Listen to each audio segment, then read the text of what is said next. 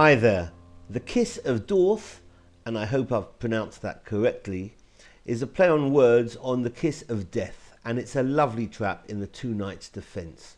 White plays a really unexpected and unassuming move to gain a clear advantage, and my database shows that in the critical position there was only one example of the best move being played, and that was in the game Dauth against Brener 2004, so Mr. Dauth has this trap named after him.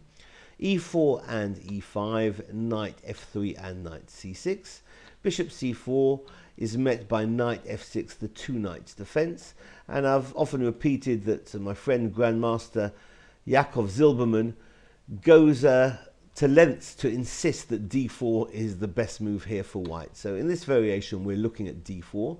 After e takes on d4, white here castles.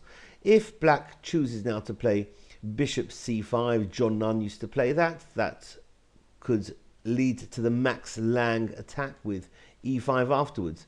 But black can play this other move, knight takes on e4. Many players are reluctant to have the knight loose along the open e file, but here it's no problem at all. White will continue with rook e1, hitting the knight, but d5 not only defends the knight but hits the bishop at the same time. Well, there's a nice little tactic here that white can employ.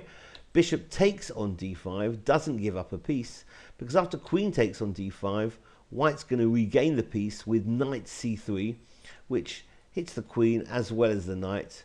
The point being that the pawn on d4 is pinned by the queen on d1, so pawn takes knight is not going to happen. And in this common position, which would be evaluated at around equality, queen to h5 or queen to a5 can be played. In some variations I've seen queen d8 here, but we're looking at this sideline queen c4, an interesting try by black, which happily gives up this knight, the extra knight on e4.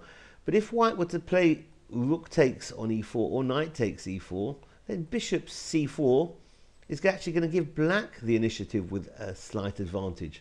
So in this position there's actually one move which really confers advantage for white. Hard one to see, but Dauth spotted it, and it's the knight coming back from f3 to d2, not even capturing the knight on e4. So knight d2, very interesting move, hitting the queen. And now the point of this is the queen is actually very short of flight squares. Where can the queen go to? Just if queen, say, to c5, then knight d takes on e4 is going to hit the queen and going to unleash a very deadly discovered check next move. So the queen really short of flight squares here. If the queen goes to b4, then we'll look at this variation. Again, withholding capture of the knight on e4. Knight d5 is actually better. Again, hitting the queen, hitting c7 at the same time. If queen a5 now, then c4, another slow, quiet move, defending the knight, which is being hit on d5, maintaining the tension. The knight's going nowhere on e4. And if now bishop d6, developing, hoping to castle, now we can retake the knight. Knight takes on e4. If black castles, then bishop d2, gaining time, hitting the queen.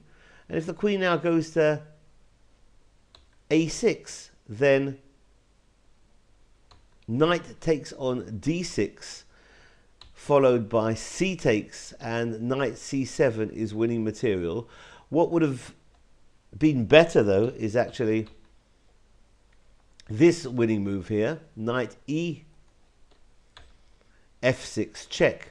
Since after g takes on f6, knight takes f6 is going to lead to mate, with the queen coming out to h5. If the king goes to g7, at least hitting the knight, queen h5 anyway is hitting h7, threatening mate, and king takes the knight on f6 is going to lead to mate with bishop g5. So white is winning here in all variations after that lovely retreat, knight f3 to d2. This trap's been called the Kiss of Dauth, and it's in the two knights defense. Thanks for watching. Bye-bye.